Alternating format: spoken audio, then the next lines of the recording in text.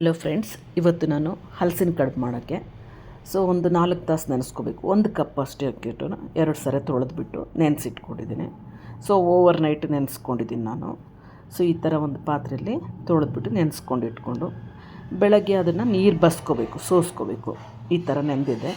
ಈ ಅಕ್ಕಿಯನ್ನು ನಾವು ಸ್ವಲ್ಪ ಹಾರಾಕ್ಕೋಬೇಕು. ಒಂದು 10 ನಿಮಿಷ ಒಂದು ಸ್ವಲ್ಪ ಈ ಥರ ಹಾರಾಕ್ಕೋಬೇಕು.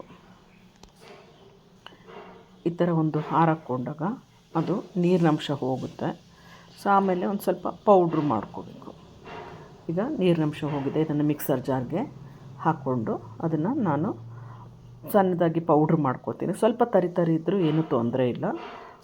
ಈ ಥರ ಪೌಡ್ರ್ ಮಾಡಿಕೊಂಡು ಅದನ್ನು ಜರಡಿ ಹಾಕ್ಕೊಳ್ತಾಯಿದ್ದೀನಿ. ಇದು 2 ಕಪ್ಪಷ್ಟು ಅಕ್ಕಿ ಹಿಟ್ಟು ಬಂದಿದೆ. 1 ಕಪ್ಗೆ 2 ಕಪ್ಪಷ್ಟು ಅಕ್ಕಿ ಹಿಟ್ಟು ಬಂದಿದೆ ಜರಡಿ ಹಿಡಿದ್ಮೇಲೆ. ಈ ಥರ ಒಂದು ಹಿಡಿದಾದ್ಮೇಲೆ ಒಂದು 20 ತೊಳೆಯಷ್ಟು ಹಲಸಿನ ತೊಳೆನ ನಾನು ಸಣ್ಣದಾಗಿ ಪೀಸ್ ಮಾಡ್ಕೊಂಡಿದ್ದೀನಿ. ಆಮೇಲೆ 1 ಬಟ್ಲ ಬೆಲ್ಲ, ಒಂದು ಸ್ವಲ್ಪ ಎಷ್ಟು ಬೇಕೋ ಅಷ್ಟು ಕೊಬ್ಬರಿ ಹಾಕ್ಕೊಳ್ತೇನೆ. ಒಂದು 20 ತೊಳೆ ಹಲಸಿನ ಹಣ್ಣು ಕಟ್ ಮಾಡಿರೋದನ್ನು ಮಿಕ್ಸರ್ ಜಾರ್ಗೆ ಹಾಕಿ 1 ಬಟ್ಲಷ್ಟು ಬೆಲ್ಲ ಹಾಕ್ಕೊಂಡಿದ್ದೀನಿ. ಹಾಕ್ಕೊಂಡ್ಬಿಟ್ಟು ಅದನ್ನು ಮಿಕ್ಸಿ ಮಾಡಿ ಗ್ರೈಂಡ್ ಮಾಡಿ ತೊಗೊಂಡ್ಬಂದು ಒಂದು ಪಾತ್ರೆಗೆ ಹಾಕ್ಕೊಂಡಿದ್ದೀನಿ. ಈ ಥರ ಇದು ಹಲಸಿನ ಹಣ್ಣು ಮತ್ತು ಬೆಲ್ಲ ಮಿಕ್ಸಿ ಮಾಡಿರ್ತಕ್ಕಂಥದ್ದು. ಅದಕ್ಕೆ ನಾನು ಒಂದು ಸ್ವಲ್ಪ ಹಸಿಕಾಯಿ ತುರಿಯನ್ನು ಹಾಕ್ಕೊಂಡಿದ್ದೀನಿ.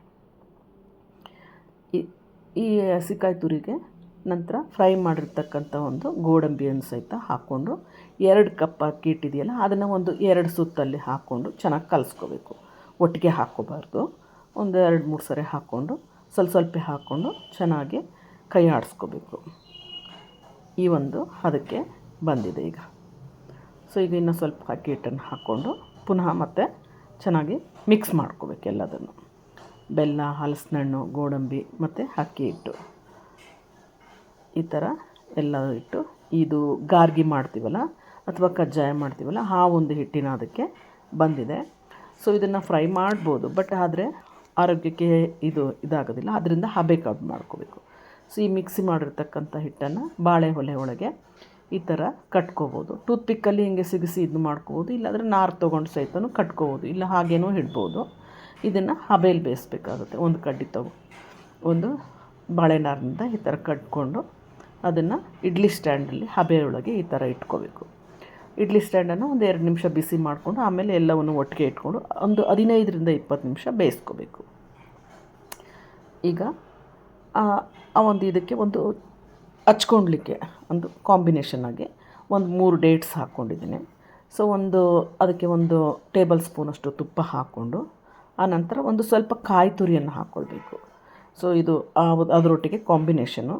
ಸ್ವಲ್ಪ ಕಾಯಿ ತುರಿಯನ್ನು ಹಾಕಿ ಅದನ್ನು ಸ್ವಲ್ಪ ಏಲಕ್ಕಿಯನ್ನು ಹಾಕ್ಬಿಟ್ಟು ಗ್ರೈಂಡ್ ಮಾಡ್ಕೋಬೇಕು. ಈ ಒಂದು ಕಾಯಿ ತುರಿ ಸ್ವಲ್ಪ ಅದು ಗಟ್ಟಿ ಆಗುತ್ತೆ ಅಂದರೆ ಒಂದು ಅರ್ಧ ಕಪ್ಪಷ್ಟು ನಿಮಗೆ ಕ್ವಾಂಟಿಟಿ ನೋಡಿಕೊಂಡು ತೆಳು ಮಾಡ್ಕೊಳ್ಳೋಕ್ಕೋಸ್ಕರ ಸ್ವಲ್ಪ ನೀರನ್ನು ಹಾಕ್ಕೊಳ್ಬೇಕು. ನೀರನ್ನು ಹಾಕಿ ಪುನಃ ಮತ್ತೆ ಅದನ್ನು ಗ್ರೈಂಡ್ ಮಾಡಬೇಕು. ಈಗ ಗ್ರೈಂಡ್ ಮಾಡಿದಾಗ ಈ ಒಂದು ಹದಕ್ಕೆ ಆಗಿದೆ. ಇನ್ನು ಸ್ವಲ್ಪ ತೆಳು ಬೇಕಂದರೆ ನೀವು ಮಾಡ್ಕೋಬೋದು. ನಾನು ಈ ಒಂದು ಹದಕ್ಕೆ ಮಾಡ್ಕೊಡ್ತೀನಿ. ಈಗ 20 ನಿಮಿಷ ಆಗಿದೆ. ಈ ಒಂದು ಕಡುಬು ರೆಡಿ ಆಗಿದೆ ಈಗ. ಇದನ್ನು ನಾನು ಇಳಿಸ್ಕೋತೀನಿ ಒಂದು ಇದಕ್ಕೆ. ನೋಡಿ ಎಷ್ಟು ಚೆನ್ನಾಗಿ ಆಗಿದೆ.